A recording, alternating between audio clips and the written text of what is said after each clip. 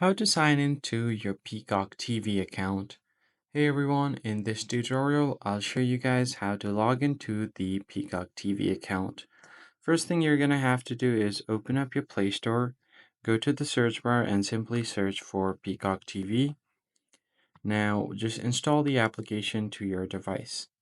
Once your application is installed, you're just going to have to open it, and once your application is opened, you will be taken directly to this landing page. So if you are new, you can select a plan and then you can cancel anytime you want to get a plan.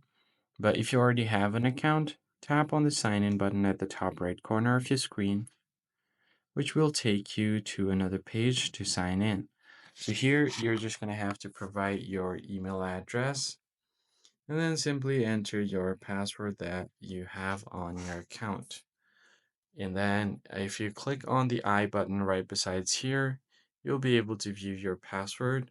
And in some cases, if you've forgotten it, tap on the forgot password button, enter your email here, tap on send.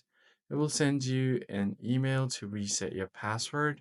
Now just get the code and reset your password from there, and you can simply log into your Peacock TV. I hope this tutorial was helpful to you guys, and I'll catch you on the next one.